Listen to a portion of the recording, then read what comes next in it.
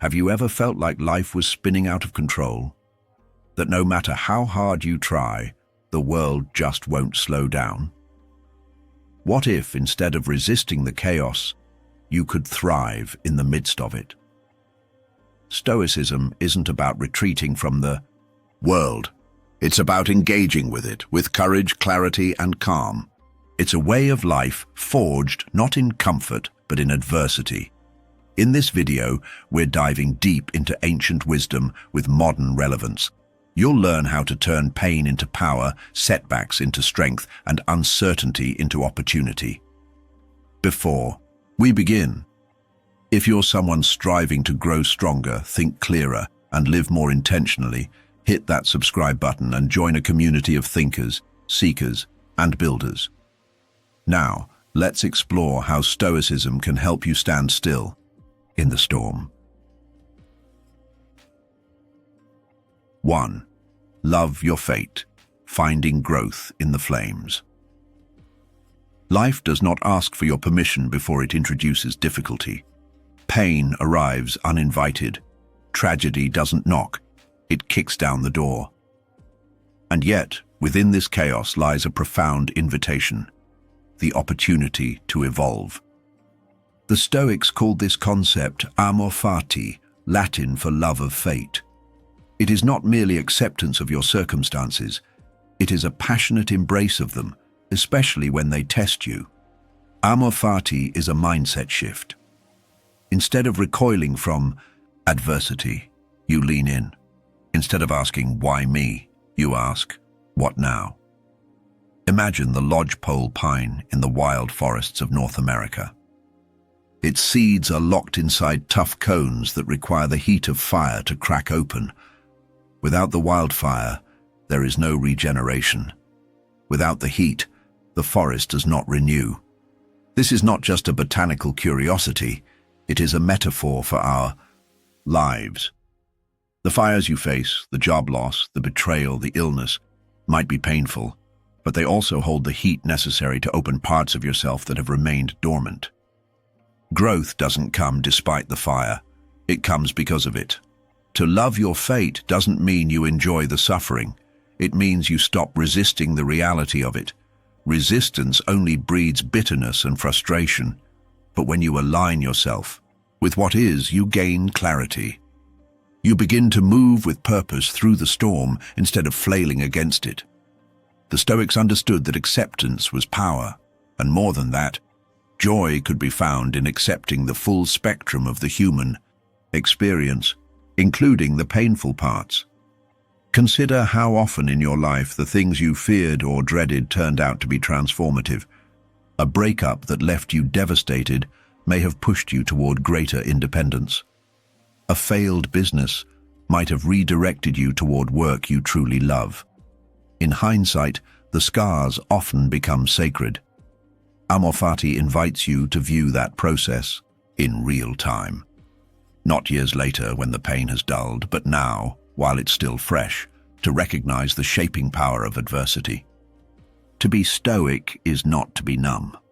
The stoic feels everything, but is not controlled by anything. Amor fati gives you the strength to stand in the fire with your eyes open. You don't pretend it doesn't hurt. You simply understand that the pain has a purpose. Every hardship becomes a lesson, every setback a signal. Life is not happening to you. It's happening for you, if only you have the courage to see it that way. So the next time you're tested, pause, breathe. Remind yourself that you are in the middle of the shaping process. Just as the blade is forged in the flame, your character is being refined. Ask yourself, what can I learn from this? How can this strengthen me? What qualities is this trial calling forth in me? That is amor fati in action, not as a theory, but as a lived reality.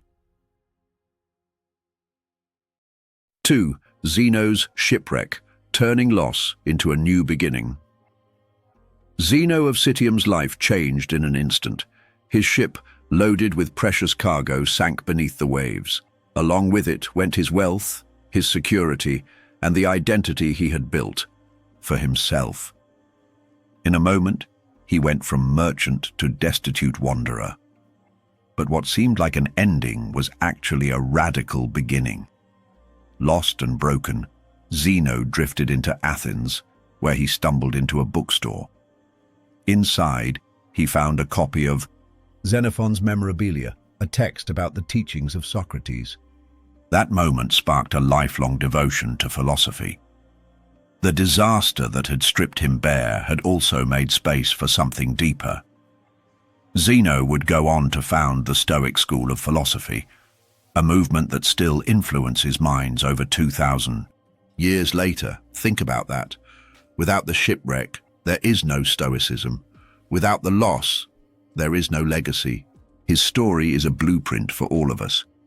When life subtracts, it also invites us to discover something richer than what we had before. It is often only after we are broken that we realize what is truly essential. How many times in your life have you believed that something was the end, only to look back and realize it was the beginning of something better? The relationship that collapsed, the dream that fell apart, the job you didn't get. These aren't just closed doors. They are redirections. Life is not trying to destroy you. It is trying to reroute you to where you truly belong. The Stoics encourage us to see beyond the surface, pain of loss, and to look for the seed of opportunity buried within it. Zeno's transformation wasn't immediate. It took time. It took wandering, questioning, and reflection. Likewise, your own turning points may not reveal themselves right away, but the wisdom comes in trusting that every collapse contains the blueprint for a stronger foundation. You are being shaped not by comfort, but by challenge. You are being guided not by ease, but by the stripping away of what no longer serves you. Loss can become a teacher. When everything familiar falls away, you're left face to face with who you really are. No titles, no masks, just your raw self. And that's where the true work begins. That's where you get to build something new, not out of desperation, but out of truth. Zeno didn't go back to being a merchant. He didn't try to reclaim his old life. He stepped forward into something more aligned with his soul. You might not have experienced a literal shipwreck, but perhaps you've faced a metaphorical one, something that left you unmoored. If so, let Zeno's story remind you. Beginnings often wear the mask of endings.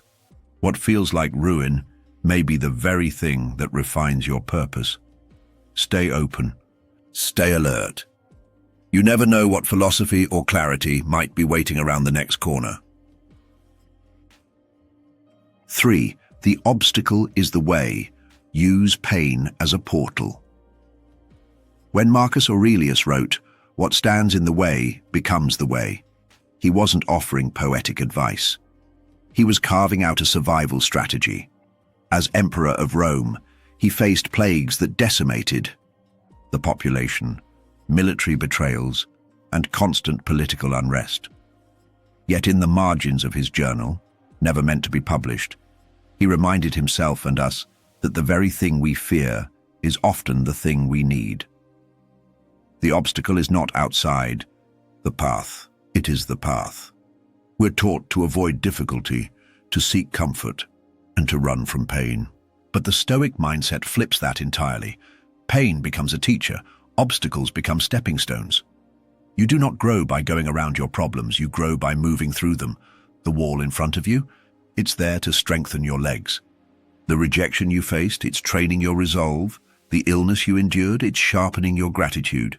In Stoicism, every hardship is fuel. Life rarely unfolds as expected. Plans fall apart.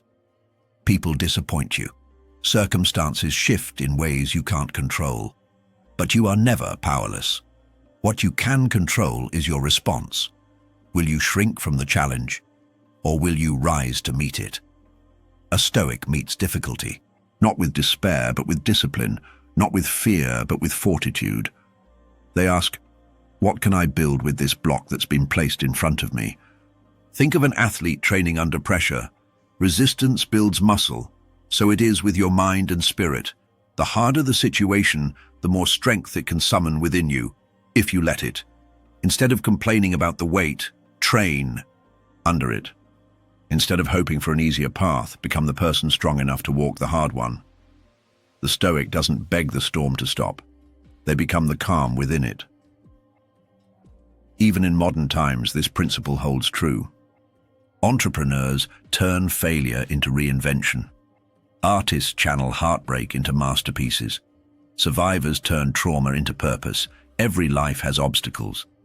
But only some people choose to use those obstacles as portals to growth. The Stoics weren't superhuman. They just practiced the art of transformation, turning poison into medicine, setbacks into progress. So when life places something in your way, don't ask, how do I remove this? Ask instead, what is this here to teach me? How can I use this? A Stoic doesn't seek an easier life. They seek a stronger self. And in that pursuit, every obstacle becomes a forge. Every moment of pain becomes a portal. The way forward is not around your trials, it's through them. And what waits on the other side is not just survival, but strength. 4. Flow with change. Don't fight it. Change is the only constant in life, and yet so many of us resist it. We cling to what is familiar, hoping that if we hold on tightly enough, we can freeze the moment, preserve the comfort, and delay the discomfort of the unknown. But this resistance, this tightening of the fists around what's already slipping through our fingers, only creates suffering. The Stoics understood this well.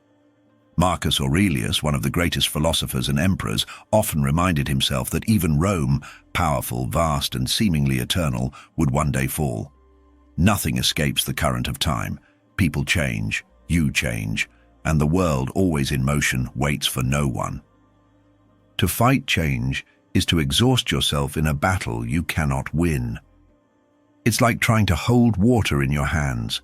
No matter how tightly you grip, it will slip through the cracks. The Stoic approach isn't passive acceptance or helpless resignation. It's the disciplined choice to release resistance and meet life as it unfolds. When change arrives, whether in the form of loss, challenge, or transition, the Stoic does not whine or protest.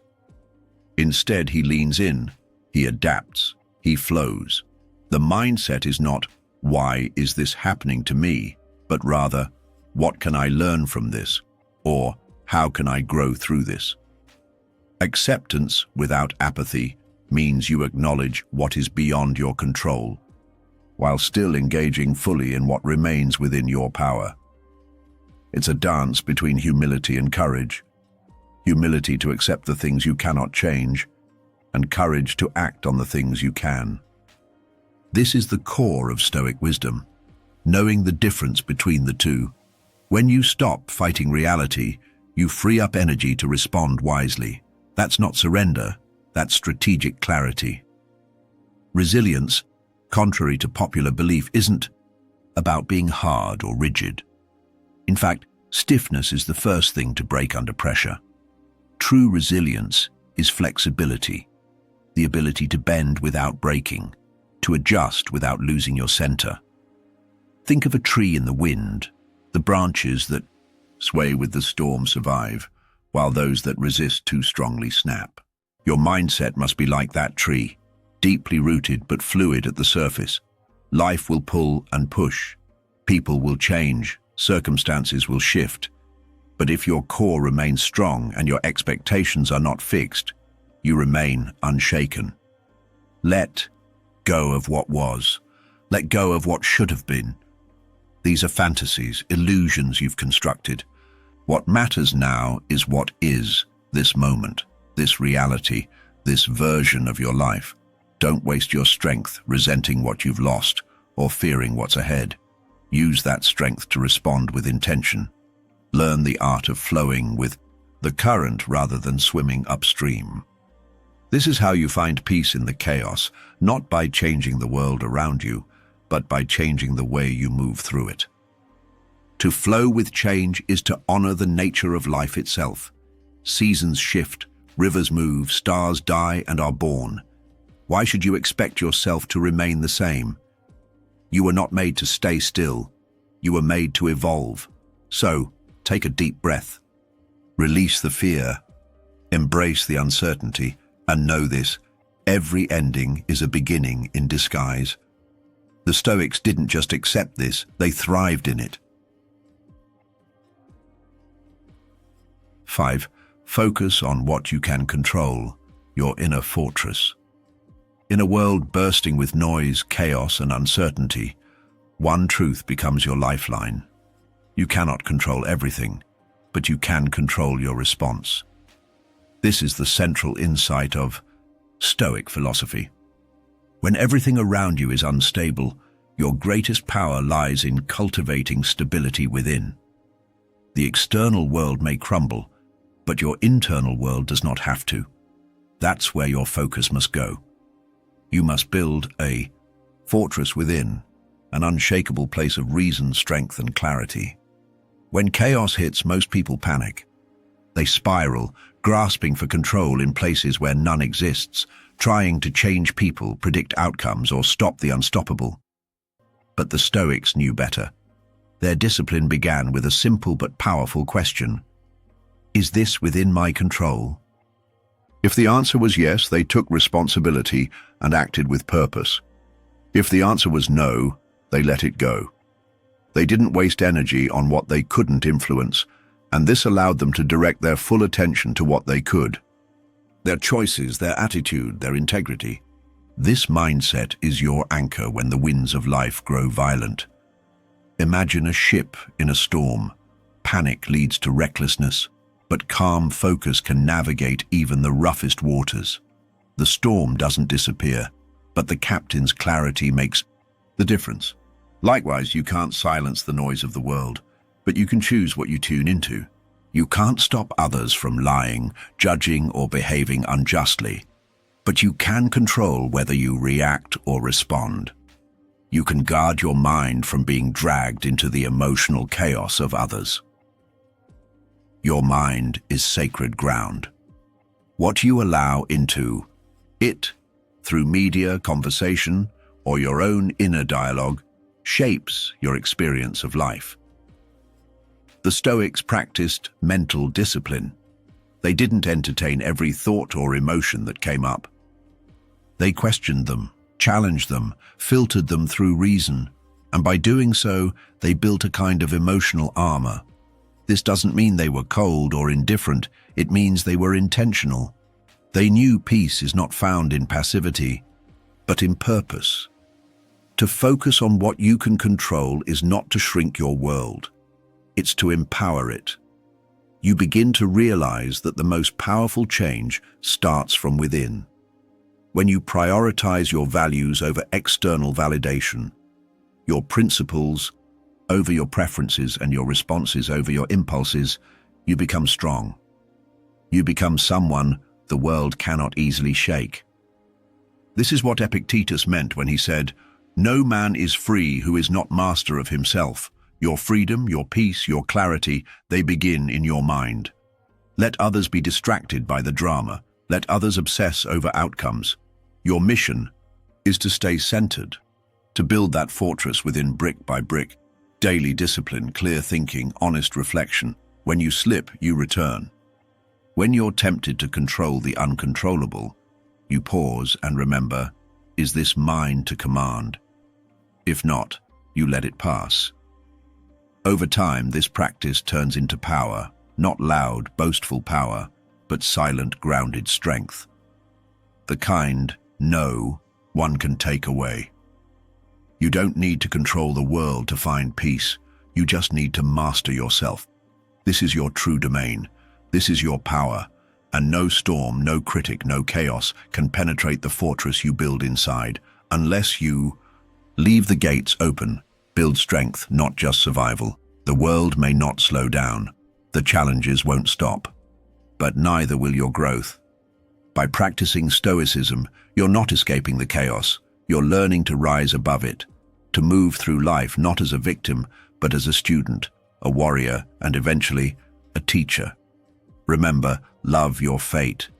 Let loss lead you to wisdom. Turn obstacles into opportunities. Flow with change. Master your focus. If you found value in this journey, subscribe, like, and share this with someone who needs a little stoic strength today. Until next time, stay steady, stay strong, stay stoic.